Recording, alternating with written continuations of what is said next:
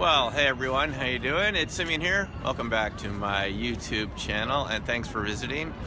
Well, we're here at the Fifth Avenue Apple Store in New York City. This is one of my favorite Apple stores. It's really quite an incredible looking structure and a testament to the power of innovation, creative thinking, new thinking, because I was told by an employee I met who had actually worked at this store that they do millions of dollars of business every single day.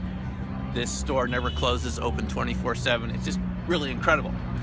And it's even more amazing if you think that as of the date of this filming, in a few days, Apple will replace AT&T in the Dow stocks, the 30 stocks that have been selected to represent, 30 representative companies that we use to measure the performance of the stock market. The Dow stocks, you know what this is.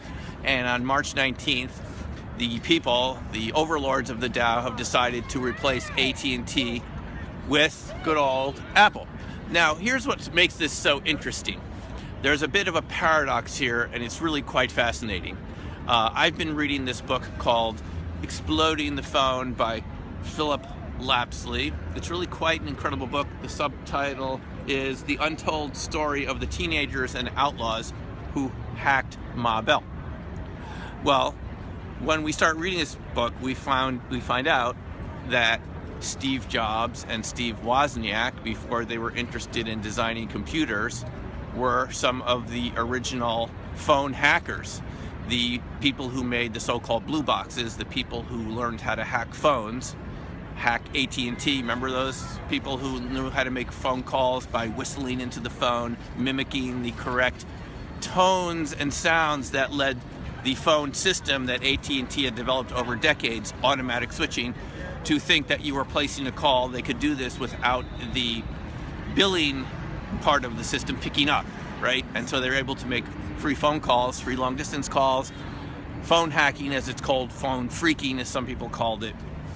The epicenter of this activity in the United States was where Silicon Valley is now today, in the area around San Jose, about 35 miles south of San Francisco. And there were groups of kids, teenagers, who learned how to do this, and this is where the epicenter was. Steve Jobs said that if it hadn't been for phone phreaking and for him and Steve Wozniak to develop their own blue box, this is one of the devices that could make the tones that would trigger the system to make free phone calls for you. Steve Jobs said if it hadn't been for the blue box, there would be no Apple. So I think there's a bit of irony here that Apple is replacing AT&T on March 19th in the Dow 30, because if it hadn't been for AT&T, there would be no Apple. But there's a deeper side to it, which I think we should consider. The whole idea of hacking is often given a negative spin in our media and in our society as a whole. It's seen as something that's negative. Hacking is seen as something that could be malicious and destructive.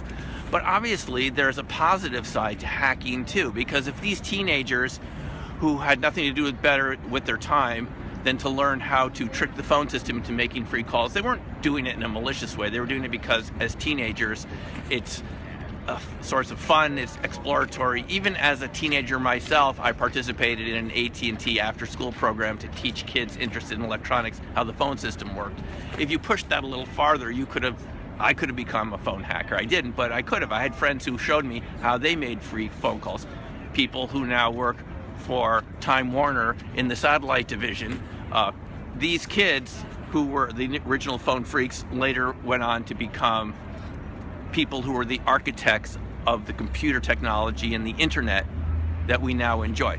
So perhaps we could take the word hacking and replace it with the word experimentation, which is a little more neutral sounding. I just think it's another way to look at it is that what could be seen as negative from one point of view, perhaps from corporate America, that hacking makes something bad, also led to an incredibly creative mindset. Steve Jobs and Wozniak said that what gave them the confidence to design the first Apple Mac computer was that their blue box was better looking and better designed than anyone else's blue box. The device that made the tones that allowed you to get into the phone system and make calls for you. they realized that their box was better than other people's boxes, and it gave them the confidence to go on and design computers. So the moral of the story is, what could be seen as a malicious or mischievous activity from one time span, one point of view, could later be seen, we could see actually creating huge amounts of economic enterprise and productivity and all the good things that we enjoy in life, our Apple devices and so forth. And without these teenagers, we wouldn't even have any of this today. So it's just something to think about. I thought you'd enjoy it. I'm curious to know your thoughts about it. Thanks for listening, and we'll talk to you another time. Take care. Bye.